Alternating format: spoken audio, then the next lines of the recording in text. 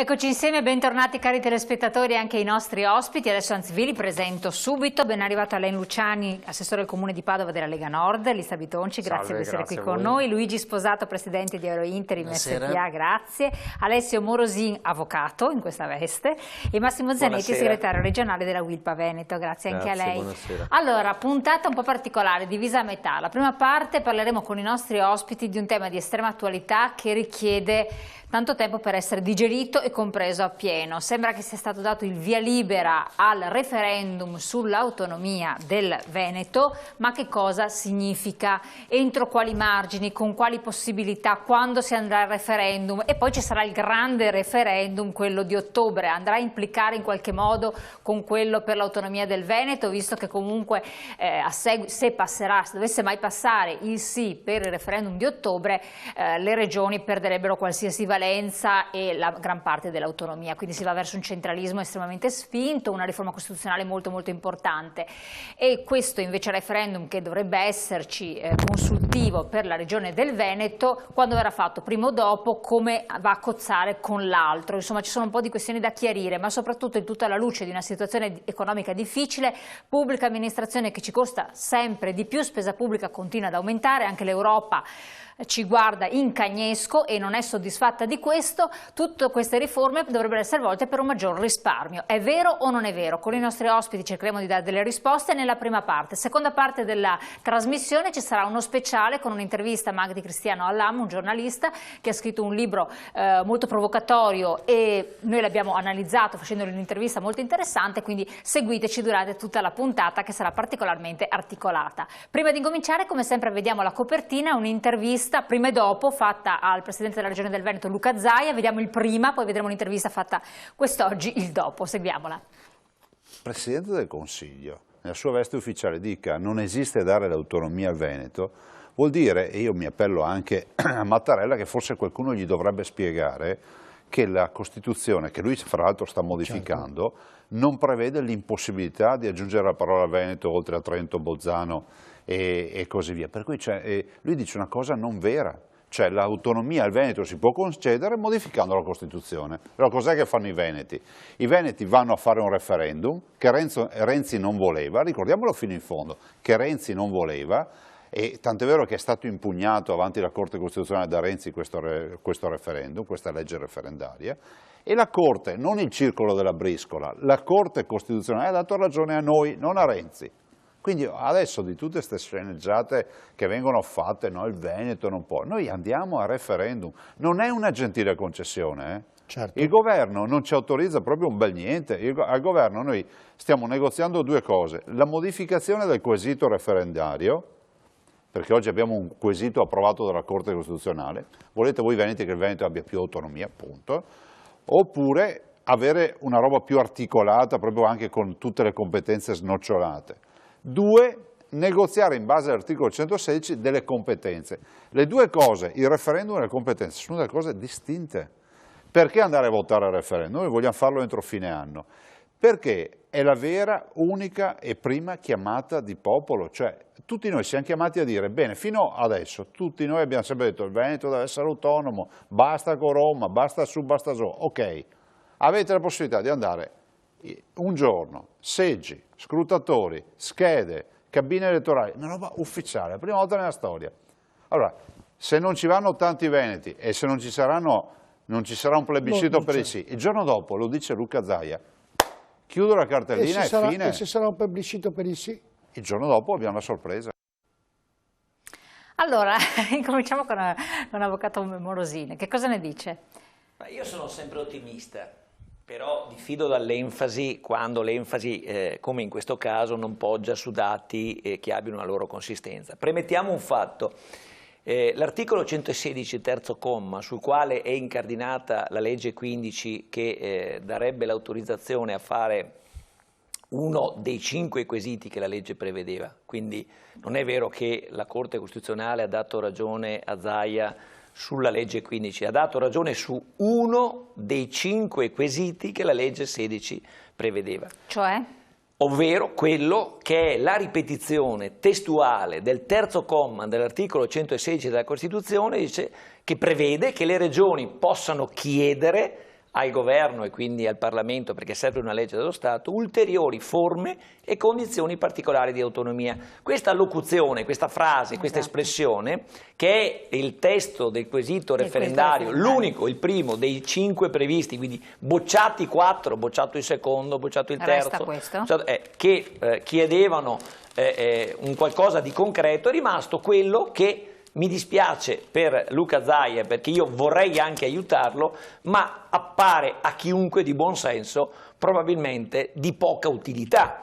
Premetto, onde evitare dubbi o così contestazioni di qualcuno, che io anticipo che io vado sempre a votare e invito le persone ad andare sempre a votare, e se si terrà questo referendum andrò comunque a votare, e anticipo fin d'ora che io personalmente, ma credo l'orientamento è anche quello del mio movimento politico, si voterà sì, perché per tenere alto il dibattito, ma anche per consentire alla gente di capire qual è la consistenza di questo referendum. In realtà, infatti una valenza politica, dopo parliamo della valenza politica di questo referendum. C'è un aspetto tecnico importante, questo referendum sostanzialmente si poteva fare già dal 2001, quindi non è una cosa innovativa, già dal 2001, perché il 116 così concepito esiste dopo la riforma costituzionale del 2001.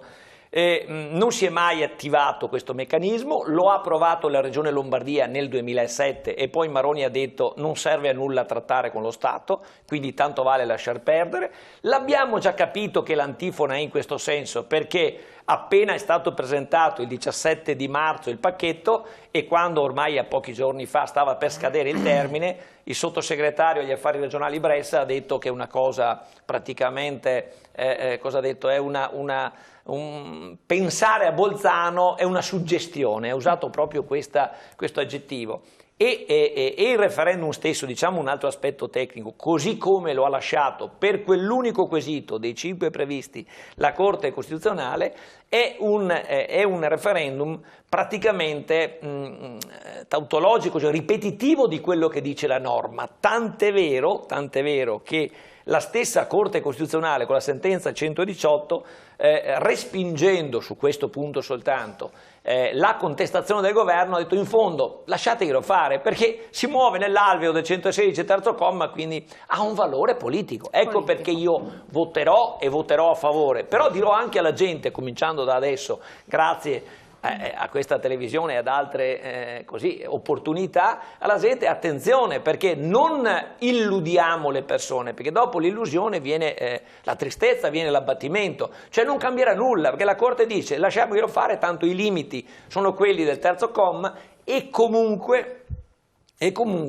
si tenga conto che c'è un altro paletto molto più delicato, che è quello delle norme, delle disposizioni sul coordinamento della finanza pubblica, cioè vuol dire che sulle quali norme di coordinamento della finanza pubblica lo Stato ha la parola in assoluto, anche adesso, non quando ci sarà la riforma che dice che appunto lo Stato ha la clausola di supremazia. Esatto. La ratio, diciamo, poi di tutta questa ambaradan, per semplicizzare, era proprio quello di dire cerchiamo di avere maggiori risorse, di avere una maggior gestione della finanza pubblica, in modo da poter poi gestirci meglio, perché poi alla fin fine stringi, ma questo è impossibile. Sarebbe l'articolo che prevede questo, quello che va al concreto, che individua i famosi 9 decimi della richiesta come Bolzano, è l'articolo 56 di questo pacchetto di negoziato che la Regione Veneto con il suo Presidente ha presentato al Governo. Ma l'articolo 56, l'hanno già detto tutti, sull'esempio di Bolzano, è impraticabile, perché ci sono i limiti delle norme, ripeto, e quindi parametri costituzionali del coordinamento della finanza pubblica. Su questa cosa non si è mai intrattenuto nessuno a dire la verità. Tenga presente, è una cosa molto preziosa sul piano procedurale, non c'è una norma procedurale che regola tutto il meccanismo del prima e del dopo, tant'è vero che la Corte ha detto ma il referendum prima cosa serve? Bisognerebbe farlo dopo per convalidare il negoziato. Prima ha solo una valenza politica, e anche questo è un aspetto estremamente importante.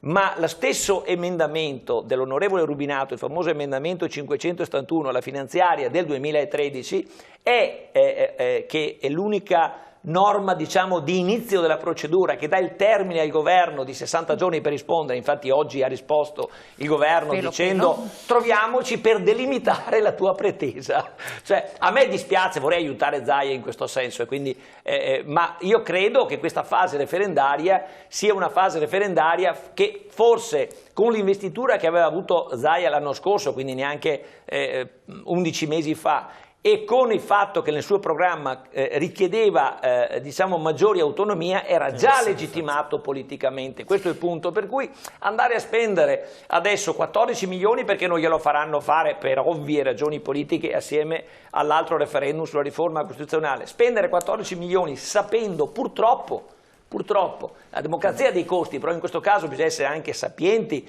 non dire lamentarsi, il governo non ci fa fare election day, ed ha ragione Zaia a lamentarsi di questo, però non glielo faranno fare, e allora valuta un attimo, vale la pena, io pongo una domanda, fare un referendum con queste caratteristiche? Cioè, se serve un'azione di forza, avrebbe potuto fare, per esempio, ma non è un mio suggerimento, era un'idea che avevo sentito così via confidenziale da uno dei suoi consulenti, per esempio far fare delle delibere a tutti i consigli comunali del Veneto. Io credo che nessun consiglio comunale del Veneto, né di destra, né di centro, né di sinistra, né di lista civica, si sarebbe sottratto. Quanto bello sarebbe stato, e di nessun costo, perché rappresentano le comunità locali, i consigli comunali, avesse fatto fare, invece che un referendum di 14 milioni e quelli destinarli magari a chi ha bisogno, a situazioni di abbandono e comunque realtà sociali che hanno bisogno di essere sostenute, e avesse chiesto ai 579 consigli comunali: fate una delibera su schema della regione, costo zero, 14 miliardi in tasca, è un consenso al 100%, perché il problema è anche il pericolo del fallimento, è una cosa molto importante. Siccome abbiamo detto, e concludo, che la valenza è solo politica, con questo mio suggerimento, e ripeto che io lo rilancio peraltro, che avevo discusso con uno dei suoi consulenti che non voglio adesso impegnare, di chiedere ai consigli comunali del Veneto, io credo che avrebbe ottenuto il 100%, e sa la forza di una delibera di questa natura. Comunque adesso ma può ancora farlo, quindi io grazie all'emendamento Morosin, chiamiamolo così adesso, chissà che lo faccia, rinuncia a un referendum che non ha contenuto, invece di andare con una percentuale di voto. C'è, perché se quella gente non ci va siamo proprio in balia totale del governo. L'ha già detto più di qualcuno. Morosin, però prego. Allora, sui 5 quesiti è passato, è stato dato solo il discorso del quesito che sostanzialmente non ha contenuto, perché tutta la polpa in pratica era prevista, che non sono stati. Poi ha detto anche il fatto che comunque, facendo l'esempio che poteva essere fatto fare le delibere ai vari consigli comunali veneti, una mia idea adesso di fatto diciamo, poteva già, a prescindere dall'ok tra virgolette del governo, perché poi alla fine passa come un ok del governo, e lei parla di valenza politica, ecco, in che direzione sarà questa valenza politica? Come si concretizzerà questa valenza politica? Nel senso che la trattativa è il cuore di tutta l'iniziativa, perché la procedura prevede una trattativa, un negoziato col governo. Se io mi vado a sedere al tavolo del governo e dico 579 di 579 comuni del Veneto che approvano questa mia richiesta, io credo che avrebbe messo in imbarazzo. Forse non l'ha pensata ancora nessuno, ripeto, la offro io stasera, la TV7 Triveneto, rinuncia al coso, fai le delibere, gliela scrivo io se vuole la delibera, ma ha eccellenze intorno e tecnicismi di altissimo profilo, quindi sono in grado di farla nel giro di 24 ore e immediatamente. Se vuole io sono qui per però non buttiamo via il referendum, perché altrimenti una volta hai fatto... Sì, prego, diceva l'avvocato. Intanto condivido ogni parola dell'avvocato Morosini rispetto a questa questione, perché ahimè, come ha ben descritto in maniera sapiente, il limite del comma 3 del 116, insomma, come dire, spodesta, esautora un pochino l'intervento, che invesse probabilmente altrimenti non ce l'avrebbero fatto fare. Altro era lo spirito. C'è però un aspetto interessante, giustamente anche il dottor Sposato parlava di questa sorta di trattativa, no? Che comunque il governo deve accingersi a fare, perché rispetto a comunque un qualcosa sul quale i cittadini veneti possono andare a esprimere il loro pensiero e la loro opinione, significherà sedersi al tavolo del governo e provare a strappar via evidentemente qualche cosa nella direzione, io penso, unica possibile, non tanto di gestire qualche materia che rimane ancora totalmente sotto l'alveo nazionale, ma evidentemente qualche aspetto insomma di secondo piano che ha valenza squisitamente economica. Fatta questa osservazione, quindi io non aggiungo niente perché condividevo ogni parola, dico intanto ringrazio questa trasmissione, ringrazio lei perché mi capita sempre meno di vedere discussioni approfondite, quindi senza nessuna canea di contrapposizioni inutili, ma una dialettica di confronto di merito rispetto a questioni che diventano e saranno il sale della democrazia del futuro, nel senso che la riforma costituzionale, lei ha citato a questa, no? Ma la riforma costituzionale che andremo a votare tra qualche mese, di cui sembra non vi sia traccia, nel senso che nessuno ne deve parlare, salvo che per dire che chi è a favore di una cosa, e cioè del no, è un idiota, perché se è a favore del sì è a favore del cambiamento, della grande rivoluzione copernicana dell'innovazione, chi è a favore del no è un reparto archeologico. Allora io penso che qualsiasi trasmissione invece che invita le persone che su questa materia possono provare a dire la loro sia la benvenuta, perché vedo fuori di qui, nella città, ma non solo in Padova, per lavoro io giro, vedo, come dire, un'assoluta, da un lato noncuranza rispetto a un argomento che stravolgerà in maniera importante le fondamenta dello Stato italiano, ma nessuno l'ha se capito, passa quella roba lì. Nessuno l'ha capito. Perché non è una questione bagatellare o di cornice, è una questione che divelle fondamentalmente la Carta Costituzionale nei suoi principi fondativi. Allora io penso che il contributo al dibattito, al confronto, serva per rendere chi è interessato a capire ai cittadini qual è la posta in gioco, tanto più se la riforma della Carta Costituzionale si fa lo sforzo di, come dire, metterla assieme all'altra riforma che è già cantierata, che è quella della legge elettorale, perché le due cose insieme acquistano una forza propulsiva maggiore verso un indirizzo di paese che non è più quel paese che è dato da dei contrappesi che si misurano, si qualificano e quindi si sceglie l'orientamento dove andare, ma in quel modo si dice che Renzi o chi per lui potrà avere un'autonomia nella gestione del core business del paese, mettiamola così, in maniera molto forte. Allora io penso che i cittadini devono essere informati, anche perché guardi, io vedo questo come pericolo per il nostro paese, lo vedo quando si parla di spesa pubblica, lo vedo quando si parla di riforma del lavoro, lo vedo quando si parla di riforma dell'istruzione, cioè vedo che la vera questione è che quando non si approfondiscono, non si mettono le persone in grado di capire, si fanno due errori. Primo, si finisce per non dare a quest'oro la possibilità di intervenire democraticamente e quindi smetterla di esercitare solo la delega per la delega. Beh, fa tu, sei il mio politico di riferimento, fai tu. E l'altra questione altrettanto importante è che non si permette al cittadino di crescere sotto il profilo culturale e non gli si dà la possibilità di immaginare qual è la vision del paese che hanno costoro.